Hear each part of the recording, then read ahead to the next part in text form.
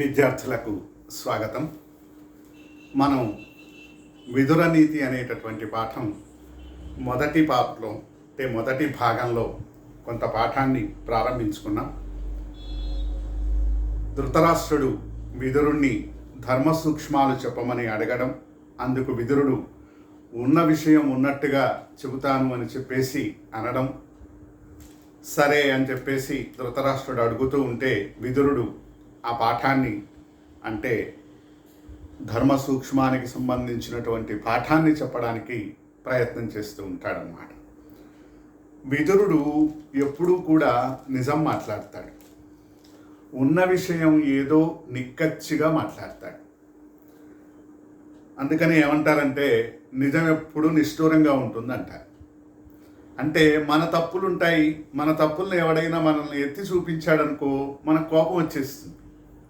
మనం ఏం చేస్తాం, ఎదుటివాడి తప్పుల్ని మాత్రం చాలా సంతోషంగా చెబుతాం. ఎవడైనా మన దగ్గరకు వచ్చేసి పక్కవాడి తప్పుల గురించి చెబుతున్నాడు అనుకోండి, హాయిగా వింటాం. వాడే మన తప్పుల్ని గురించి చెబుతున్నాడు అనుకోండి, మనకు కోపం వచ్చేస్తుంది. ఇక్కడ ధృతరాష్ట్రుడి పరిస్థితి కూడా అదే. అయినా సరే విదురుడు ఉన్న విషయం చెబుతానన్నాడు. ఉన్న రూపు చెప్పేదా అని అంటాడు కదా, ఉన్న విషయం చెబుతాను అలా అని అతను చెబుతుంటాడనమాట. దక్కెను రాజ్యమంచు నకటాయిటు తమ్ముని భాగమీక నీవెక్కటి మింగజూచెదది ఎట్లరుగున్ విను మినులోల తండ్రక్కున నామిషంబు సవికాలము మృంగిన చట్పు సూవి ఇట్లుక్కిబుడైన నీ కొడుకు ఉల్లమునున్నటులడగూడునే. నిర్మోహమాటంగా నిష్కర్షగా చెప్పేస్తాడు విదురుడు. చెబుతున్నాడు చూడండి, ధర్మరాజు ఎలాంటి వాడు అన్న విషయం నీకు తెలుసు అన్నాడు కాబట్టి ఉన్న విషయం ఉన్నట్టుగా చెబుతాడు. ధృతరాష్ట్రుడు పాండురాజు ఇద్దరు అన్నదమ్ములు. ధృతరాష్ట్రుడి రాజ్యం ధృతరాష్ట్రుడికి ఉంటే పాండురాజుకు ఉండవలసినటువంటి రాజ్యం పాండురాజుకు ఉండాలి అనేది ధర్మం. అయితే ఇక్కడ పాండవులకు ఇచ్చినటువంటి రాజ్యాన్ని దుర్యోధనుడు జూదము అనేటటువంటి నెపంతో కాజేసి వాళ్ళని అరణ్యాలకి పంపించేశాడు. ఆ జూదంలో ఏర్పాటు చేసినటువంటి నియమం ప్రకారంగా వాళ్ళు ఏం చేశారు, 12 సంవత్సరాలు అరణ్యవాసానికి వెళ్ళారు, 1 సంవత్సరం అజ్ఞాతవాసానికి కూడా వెళ్ళారు. వెళ్ళి తిరిగి వచ్చిన తర్వాత మరి ఆ నియమం ప్రకారంగా మళ్ళీ వాళ్ళ రాజ్యం వాళ్ళకి ఇవ్వాలి కదా, అది న్యాయం. అది ఇవ్వకుండా ఏదేదో మాటలు చెబుతూ ఉంటాడు. అందుకని విదురుడు అంటాడు, దక్కెను రాజ్యమంచు నకటాయిటు తమ్ముని భాగమీక. నీకు రాజ్యం దొరికింది కదా అని చెప్పేసి తమ్ముడి భాగం తమ్ముడి కొడుకులకు ఇవ్వకుండా నీవెక్కటి మృంగజూచదవది ఎట్లరుగున్, నువ్వు ఒక్కడివే కాజేయాలని చూస్తున్నావు. అది ఎలా అరుగుతుంది చెప్పు నీకు? 2 అన్నదమ్ముల కోసమని ఆహారాన్ని ఏర్పాటు చేశారు. నువ్వేం చేశావు, నీ తమ్ముడి ఆహారం కూడా దొరికింది కదా అని మింగేద్దామని చూస్తున్నావు. అది ఎట్లా అరుగుతుందయ్యా నీకు? నీ రాజ్యం నువ్వు తీసుకోవాలి, నీ తమ్ముడి రాజ్యం నీ తమ్ముడి కొడుకులకు ఇచ్చేసేయాలి. అలా చేయకుండా రాజ్యం లభించింది కదా అని చెప్పేసి మొత్తం మింగేయాలని చూస్తున్నాం. అది ఎట్లరుగున్, అది ఎలా అరుగుతుంది చెప్పు నీకు? ఎందుకు అనంటే ఒక ఉదాహరణ చెబుతాడు. విను, నువ్వు విను, నేను చెబుతున్నాను. మీను లోలతన్ గ్రక్కున నాని శంభు సవి కాలము మింగిన చట్పు సూవే. చేప ఏం చేస్తుందట అంటే ఆహారం కోసం అని చెప్పేసి గాలానికి ఉండేటటువంటి ఆహారంతో పాటుగా గాలాన్ని కూడా మింగేస్తుందట. జాలర్లు ఏం చేస్తారు, చేపలు పట్టడానికి ఒక గాలం తయారు చేసి ఆ గాలానికి ఓ చిన్న ఎర్రని ఆహారాన్ని దానికి కుచ్చి నీళ్లలో వదిలిపెడతారు. చేప ఏం చేస్తుంది, ఆహారం కోసం అని చెప్పేసి ఆ గాలం దగ్గరకు వస్తుంది. వచ్చినటువంటి చేప ఆహారం వరకు జాగ్రత్తగా తీసుకొని మింగి వెళ్ళిపోవచ్చు. కానీ అదేం చేస్తుంది, ఆశతోని మొత్తం మింగేస్తుంది. మింగేసి ఆ గాలంలో ఇరుక్కుపోతుంది. అందుకే విదురుడు ఏమంటున్నాడంటే విను మినులోలతన్, చేప లోలత్వంతో అంటే మొత్తం నాకే కావాలి అనేటటువంటి కోరికతోని గ్రక్కున నామిషంబు చవి గాలము మింగిన చట్పు, తక్కువని మొత్తం మింగేస్తాను, ఇంకెవ్వడికి ఇవ్వను అన్నట్టుగా ఆ ఎర్రని దానితో పాటు గాలాన్ని కూడా మింగేస్తుంది. అట్లా ఉంది నీ పద్ధతి. తమ్ముడి రాజ్యం తమ్ముడి కొడుకులకు ఇవ్వకుండా మొత్తం నువ్వే కాజేయాలని చూస్తున్నావు. ఈ విషయాన్ని నీ కొడుకు చెప్పినట్టుగా వింటున్నావని చెప్పినట్టుగా చెప్తాడు. ఇట్లుక్కిబుడైన నీ కొడుకు నుల్లమునున్నట్లు అడగూడుని. నీ కొడుకు ఏం చేస్తున్నాడు? వాడి మనసులో ఏదో అది బయటికి చెప్పేస్తూనే ఉన్నాడు. వాడికి ఏది ఇష్టమో అది మాట్లాడుతున్నాడు, ఇష్టం వచ్చినట్టుగా మాట్లాడుతున్నాడు. మనం మాట్లాడేటప్పుడు జాగ్రత్తగా ఉండాలి కదా. మాట పెదవి దాటితే పృథివీ దాటుతుంది అంటారు.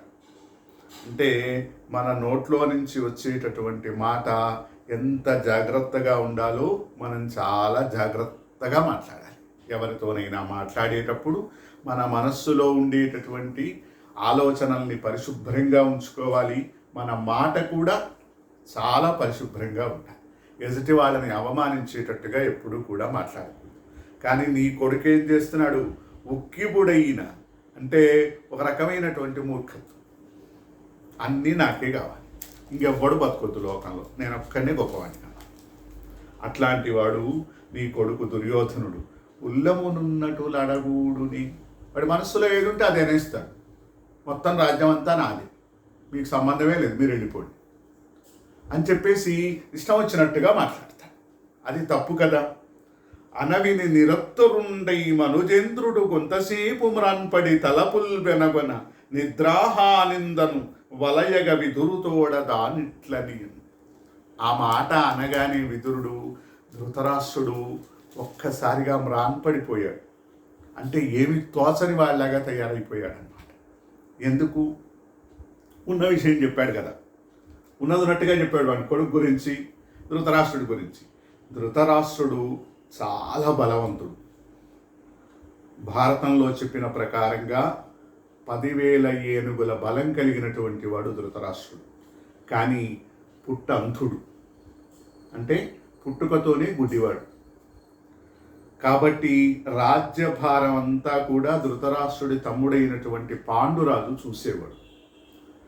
ఎప్పుడైతే పాండురాజు చనిపోయాడో, దుర్యోధనుడు పెద్దవాడవుతున్నాడో, తన కొడుకు, రాజ్యభారం అంతా దుర్యోధనుడి చేతులలోకి వెళ్ళిపోతుంది. దుర్యోధనుడు మూర్ఖుడు, దుర్మార్గుడు. వాడికి పాండవులంటే అస్సలు పడదు.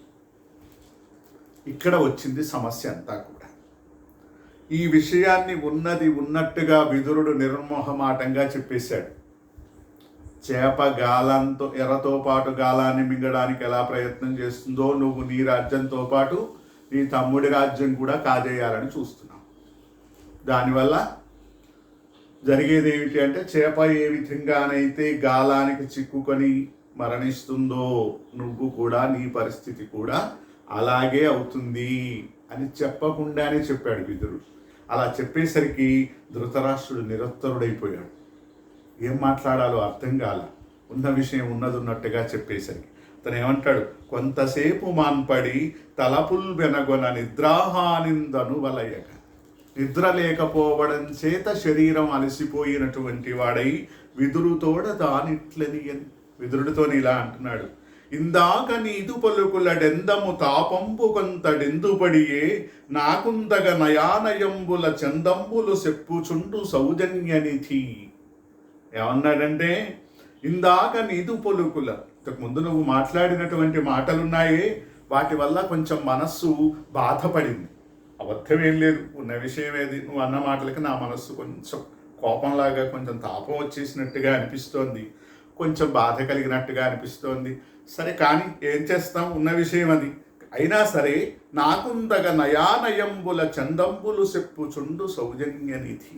నాకేది మంచిదో ఏది చెడ్డదో అన్న విషయం మాత్రం నువ్వు నాకు చెబుతూ ఉండాలి సుమా, నువ్వు నాకు చెప్పాలి అని చెప్పేసి విదురుణ్ణి మళ్ళీ అడుగుతూనే ఉంటాడనమాట.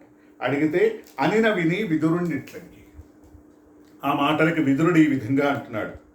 తనియ బండకుండ ముని గోసుకొను చవి చేటే కాదు విత్తు చేటుగలుగు పక్వమైన కొనిన ఫలమించు చెడదు బీజంపు కార్యసిద్ధి చందమిట్లు. విదురుడు ఏమంటాడంటే ఒక మాట చెబుతున్నాడు, ఒక ఉదాహరణ చెబుతున్నాడు. జాగ్రత్తగా వినండి. ఉదాహరణ రాసేయచ్చు మనం. ఇది ఒక 2 మార్కుల ప్రశ్న అనుకోండి, ఇది రాసేస్తే ఆ సమాధానం అయిపోతుంది. విద్యార్థులు కొంచెం జాగ్రత్తగా ఈ ఉదాహరణల్ని మనస్సులో పెట్టేసుకోండి. విదురుడు ఏం చెబుతున్నాడు? ఒక్క ఉదాహరణ చెప్పాడు ధృతరాష్ట్రుడు అడిగిన దానికి. ఏమిటి అనంటే, తనియ బండకుండా ముని గోసికొని చవి చేటే కాదు. చెట్టుకు కాయలు కాసాయి, అవి బాగా మగ్గి పళ్ళు అయిన తర్వాత వాటిని కోసుకోవాలి. అంతేకాని ముందే కోయడానికి ప్రయత్నం చేసామనుకో, ఈ కాయలు చెడిపోవడమే కాకుండా చెట్టు కూడా చెడిపోతుంది, చెట్టు కూడా నష్టం కలుగుతుంది భవిష్యత్తులో. పిందెలు కోసేస్తున్నాం అనుకో మనం, చెట్టు కూడా చచ్చిపోతుంది. అందుకని పక్వమైన కొనిన ఫలమించు చెడదు బీజంబు కార్యసిద్ధి చెందు. బాగా మగ్గిన తర్వాత అంటే బాగా పండిన తర్వాత పండ్లని కోసుకోవాలి మనం. పిందెలుగా ఉన్నప్పుడు కోస్తే చెట్టు కూడా నష్టపోతుంది. బాగా పండిన తర్వాత కోసుకుంటే ఏమి ఇబ్బంది లేదు, చెట్టు కూడా చక్కగా ఉంటుంది. ఇది ఉదాహరణ. అంటే ఇప్పుడు నీ కొడుకు చేసేటటువంటి పని సరిగ్గా లేదు. పూర్తిగా రావడానికంటే, పక్వానికి రావడానికంటే ముందే నీ కొడుకు కాయలు పిందెలు కోసేసినట్టుగా సామ్రాజ్యం అంతా మింగేయాలని చూస్తున్నాడు. అది చేటు చేస్తుంది, వాడికే నష్టాన్ని చేకూరుస్తుంది. ఎలా అంటే, మాలకరి పుష్పములు గోయుమాడికి దేటి బువ్వుదేనియ కొనియడు పొల్కి నెదురు కందకుండగ కొనున్నది కార్యఫలము బొగ్గులకు పోలే మొదలంట బొడవ జనదు. ఇంకో మాట కూడా చెప్పాడు, ఇంకొక ఉదాహరణ కూడా చెప్పాడు. ఏమిటంటే, ఒక పూల తోట ఉందనుకోండి. ఆ తోట కాపరి ఏం చేస్తాడు? తోటని పెంచుతున్నటువంటి వ్యక్తి జాగ్రత్తగా పూలు తెంపుకొని తీసుకెళ్ళి పూలు అమ్ముకోవడమో ఎవరికన్నా ఇవ్వడమో చేస్తాడు. అలాగే తుమ్మెదలు కూడా ఏం చేస్తాయిట? పువ్వులలో ఉండేటటువంటి తేనెని జాగ్రత్తగా పువ్వు మీద వాలి దానికి కష్టం కలగకుండా ఆ పువ్వు తేనె తాగి వెళ్ళిపోతాయి. అంతేగాని పూల తోటను చూసేటటువంటి కాపరి, పూలు తెంపేవాడు చెట్టు పీకేయాడు కదా, ఒక్కొక్క పువ్వు జాగ్రత్తగా తెంపుకుంటాడు. తేనె తాగడానికి వచ్చినటువంటి తుమ్మెద కూడా పూలన్నింటినీ తొక్కి అంతా చెడగొట్టేసి వెళ్ళదు, చాలా జాగ్రత్తగా ఆ పూలలో ఉండేటటువంటి తేనెను తాగి వెళ్ళిపోతుంది. అలా చేస్తే చెట్టుకి ఫలం, మనకి పువ్వులు కోసుకున్నటువంటి ఫలితం. అంతేగాని బొగ్గుల కోసం కట్టెలు కొట్టినట్టుగా చెట్టు మొదలంతా తవ్వుకుంటూ వెళ్ళకూడదు, అది తప్పు అని చెబుతున్నాడు అన్నమాట విదురుడు. జాగ్రత్త వహించాలి అంటే, మనకు ఫలితం రావాలంటే ఓపిక ఉండాలి, జాగ్రత్త ఉండాలి, ధర్మం ఉండాలి అని చెప్తాడన్నమాట. పరుల ధనమునకు విద్యా పరిణితికి తేజమునకు బలమునకు మనం బెదియగ నసహ్యపడు అన్నరుడు తెగులు లేని వేతనంబడు నథిప. ఇతరుల ధనం కోసం, ఇతరుల ధనాన్ని ఎవడైతే కోరుకుంటాడో, ఇతరుల ధనం కోసం ఎవడైతే అర్రులు చేస్తాడో, ఎవడైతే పరధనం కోసం అని చెప్పేసి పాకులాడుతూ ఉంటాడో, వాడు ఎప్పుడు కూడా లోకంలో నష్టపోతాడు తప్ప బాగుపడడు అని చెప్పాడు. అంటే ఇక్కడ ఏంటి? ధృతరాష్ట్రుడి కొడుకు వాళ్ళ పినతండ్రి భాగానికి వచ్చినటువంటి రాజ్యం కూడా కాజేయాలని చూస్తున్నాడు. అలా చేయడం వల్ల దేవులు లేని వేదనంబడు నథిప, మార్గం లేనటువంటి కష్టాలు పడతాడు వాడు. అంటే ఆ కష్టాలకి ఏమీ మార్గం ఉండదు, అవి పోవడానికి అవకాశం ఉండదు అన్నమాట. అలాంటి కష్టాలు పడతాడయ్యా, నీ కొడుకు ఇలా ఉన్నాడు అని చెప్పకుండా చెప్తాడు, నీ కొడుకు ఇలా చేస్తున్నాడు అని చెప్పడు, ఇలా చేస్తే ఇలా నష్టం జరుగుతుంది అని చెబుతాడు. ధృతరాష్ట్రుడు అర్థం చేసుకోవాలి దాన్ని, ఇవన్నీ ఎవరి కోసం చెబుతున్నాడు, ఈ లక్షణాలు ఎవరివి అనేటటువంటి చెప్తాడనమాట. ఇంకొక మాట కూడా అంటాడు, ఎదిరికి హితమును ప్రియమును మదికింపునుగాగ పలుకు మాటలు పెక్కై యొదవినను లెస్సయటుగా కిది అది అని ఊరకురికి ఉనికి ఎంతయు నొప్పును. ఇంకో మాట కూడా అంటున్నాడు చూడండి, ఎదిరికి హితమును ప్రియమును మదికింపునుగాగ పలుకు మాటలు పెక్కై వదవినను లెస్స అటుగాక ఇది అది అన కూరకునికి ఎంతయు నొప్పు. ఎదుటి వాళ్ళకి మనస్సుకి సంతోషాన్ని కలిగించేటటువంటి మాటలు మాట్లాడాలి, వాళ్ళని కష్టపెట్టనటువంటి మాటలు మాట్లాడాలి. మాట్లాడితే మనకు మంచి జరుగుతుంది, వాళ్ళు చాలా సంతోషంగా ఉంటారు. అంతేకాని ఎప్పుడూ కూడా ఎదుటివాడిని బాధ పెట్టేటట్టుగా మనం మాట్లాడకూడదు అన్నమాట. ధర్మం అంటే ఏమిటి అని అంటే అదే చెబుతాడు ఆయన. ఎదుటివాడు మన పట్ల ఎలా ప్రవర్తిస్తే మనం సంతోషంగా ఉంటామో, మనం ఎదుటివాడి పట్ల అలా ప్రవర్తించాలి. అంతే కదా. వాడు మనల్ని ఏమన్నా అన్నాడు అనుకోండి, మనకు కోపం వచ్చేస్తుంది కదా. మరి మనం ఏదన్నా అంటే వాడికి కూడా కోపం వస్తుంది కదా. అందుకని ఎదుటి వాడి నుంచి మనం ఏం కోరుకుంటాం? వాడు మనకు మర్యాద ఇవ్వాలి, వాడు మనకు గౌరవం ఇవ్వాలి, వాడు మనతో మంచిగా మాట్లాడాలి, వాడు మనకు సహాయం చేయాలి, ఇవన్నీ మనం కోరుకుంటాం. అంటే మనం ఏం చేయాలి? మొదలు ఎదుటి వాడికి మనం ఏం కోరుకుంటున్నామో అవన్నీ చెయ్యాలి. చేస్తే మనం ఎదుటి వాడి నుంచి అవి కోరుకోవడానికి న్యాయమైనటువంటి అర్హత ఉన్నట్టుగా లెక్క. అంతే కదా, అలా చేయాలి అని అన్నాడు అన్నమాట. చెలిమియు పగయును తెలివియు గలకయు ధర్మంబు పాపగతియున్ పెంపుందులువతనంబును వచ్చును పలుకబడిన కాన బొసగ పలుకగవలయున్. మాట్లాడేటప్పుడు చాలా జాగ్రత్తగా మాట్లాడాలి, చాలా ఓపికగా, చాలా పద్ధతిగా మాట్లాడాలట. దానివల్లనే అన్నీ వస్తాయిట. స్నేహం దానివల్లే వస్తుంది, శత్రుత్వం దానివల్లే వస్తుంది. మాటలతోనే స్నేహితులు లభిస్తారు, శత్రువులు కూడా తయారవుతారు. తెలివితేటలు అలాగే వస్తాయి. మూర్ఖత్వం మాటలతోనే వస్తుంది. ధర్మము దానితోనే వస్తుంది. పాపము దానితోనే వస్తుంది. పెంపు గొప్పతనం దానివల్లే వస్తుంది. మూర్ఖత్వం దానివల్లే వస్తుంది. దేనివల్ల? మాటల వల్ల. మాటల వల్ల మంచితనం వస్తుంది, స్నేహం వస్తుంది, ధర్మం కలుగుతుంది. అలాగే మాటల వల్ల శత్రువులు పెరుగుతారు, మాటల వల్ల పాపం వచ్చేస్తుంది, మాటల వల్ల మూర్ఖత్వం కూడా వస్తుంది. మంచి చెడు రెండు వైపులా కూడా మనకి ఫలితాలు వచ్చేది దేనివల్ల? మన మాటల వల్ల వస్తాయి, మనం మాట్లాడేటటువంటి పద్ధతి వల్ల వస్తాయి. మనం జాగ్రత్తగా మాట్లాడితే మనకు మంచి ఫలితాలు వస్తాయి.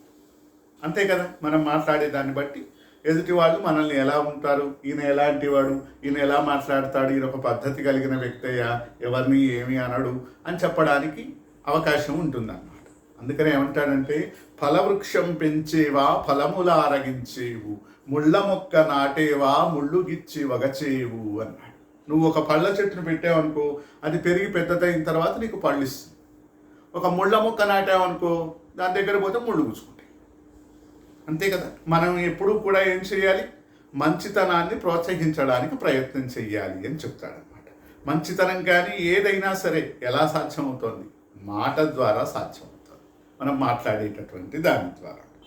అక్కట ధర్మనందను నీ హాస్యమునందొకనాడు కీడు పల్కొక్కడు లేదు, నీ కొడుకులొండరు మీరి నికృష్ట వాక్యముల్ పెక్కులు పెక్కుభంగులున్ ప్రేలుచునుండగా నీవు దానికిన్ సృక్కకవించునుండే తను రూపమే నీకిది కౌరవేశ్వర.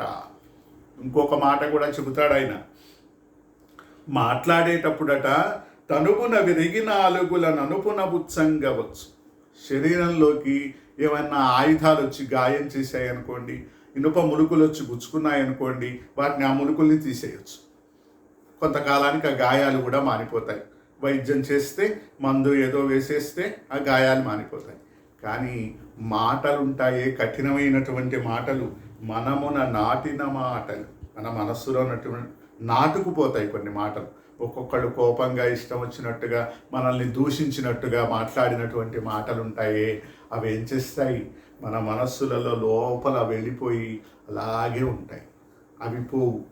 అంటే మన శరీరంలో నాటుకున్నటువంటి ఇనుప ములుకుల్ని కూడా తీసేయొచ్చు, కానీ కఠినమైనటువంటి మాటల్ని మనస్సులో నుంచి తీసేయలేము. అందుకని మాట్లాడేటప్పుడు చాలా జాగ్రత్తగా మాట్లాడాలి. మాటల చేతం దేవతలు మన్నన చేసి వరంబులిత్తు, ఆ మాటల చేత భూపతులు మన్నన చేసి పురంబులిత్తు. దేవతలు మన మాటలతోనే మనకి వరాలిస్తారు. అంటే మంచి మాట ఎప్పుడూ కూడా మనకి సహాయం చేస్తుంది. అంతేకాని దుష్టమైనటువంటి మాటల వల్ల కష్టాలు పెరుగుతాయి అని అన్నాడు. ఇంకా ఏమంటాడు? ధర్మరాజు ముఖంలో నుంచి ఎప్పుడూ కూడా ఒక్క చెడు మాట కూడా రాదు. అక్కట ధర్మనందను నీ హాస్యమునందొకనాడు కీడు పలుకొక్కడు లేదు. ధర్మరాజు ఎప్పుడూ కూడా న్యాయం, శాంతం, ధర్మం వీటినే నమ్ముకొని ఉంటాడు. జాగ్రత్తగా గమనించండి, ధర్మరాజు క్యారెక్టర్ అన్నమాట అలాంటిది. ధర్మరాజు ఎప్పుడూ కూడా అబద్ధం ఆడడు. ఒక చిన్న ఉదాహరణ చెబుతారు, మీకు చెప్తాను నేను. ఒకసారి పాండవులకి కౌరవులకి విద్య నేర్పినటువంటి వాడు ద్రోణాచార్యుడు. ద్రోణాచార్యుడు అనేటటువంటి గురువు గారు వీళ్ళకి చదువు చెప్పాడు. ఆయన ఒకసారి ఏం చేశాడంటే, ఒక నీతి పద్యాన్ని చెప్పాడు. నీతి పద్యం అంటే తెలుసు కదా, ఏదో దాంట్లో మంచి మాటలు ఉంటాయి. తల్లిదండ్రుల్ని గౌరవించుము, అతిథులను గౌరవించుము, పెద్దలను గౌరవించుము, అబద్ధం ఆడకుము, ఇలాంటివి ఓ 4 మాటలు ఉన్నాయి ఆ నీతి పద్యంలో. పిల్లలందరితో చెప్పాడు గురువుగారు, రేయ్ అందరూ రేపు ఈ పద్యాన్ని అప్పచెప్పాలి, కంఠస్థం చేసి మనం మామూలుగా అంటే బట్టి బట్టి అప్పచెప్పేయాలి. సరే గురువుగారు అన్నారు అందరూ కూడా. కొంతమంది మరుసటి రోజు చెప్పేశారు, కొంతమంది కొద్ది తొందరగా వస్తుంది, కొంతమందికి 4 సార్లు చదివితే వస్తుంది, కొంతమందికి 6 సార్లు చదివితే వస్తుంది. అది పెద్ద లోపమైన విషయం ఏం కాదు. చదువుతూ ఉంటే కొంతమందికి సంబంధించిన లక్షణాలు అలా ఉంటాయి, అది పెద్ద అట్లా అనుకోకండి. ఇక్కడ ఒకరోజు కొంతమంది చెప్పేశారు, రెండో రోజు కొంతమంది చెప్పేశారు, ఒక 3 రోజులు 4 రోజులు అయిపోయింది, మొత్తం అందరూ చెప్పేశారు ఆ పద్యాన్ని, ఒక్క ధర్మరాజు తప్ప. ద్రోణాచార్యుడు ఆశ్చర్యపోయాడు, ఇంత చిన్న పద్యం ఇతని కంటే తెలివి తక్కువైనటువంటి విద్యార్థులు కూడా ఆ పద్యం అప్పచెప్పేశారు, ఈ ధర్మరాజు ఇంకా ఎందుకు అప్పచెప్పట్లేడు అని ఒకరోజు ధర్మరాజుని పిలిచాడు.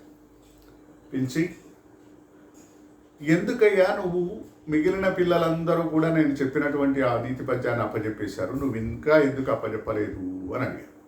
అంటే ధర్మరాజు అన్నాడు, గురువుగారు మీరు పెద్దలను గౌరవించమన్నారు, తల్లిదండ్రుల్ని గౌరవించాలన్నారు, అతిథులను పూజించాలన్నారు, అబద్ధం ఆడకూడదు అన్నారు. తల్లిదండ్రులు అంటే మా అమ్మగారు ఉంది, ఆమెను గౌరవిస్తున్నాను, మా పెదనాన్నగారిని మా పెద్దల్లి గారిని గౌరవిస్తున్నాను, పెద్దవాళ్ళని గౌరవించమన్నారు కనుక.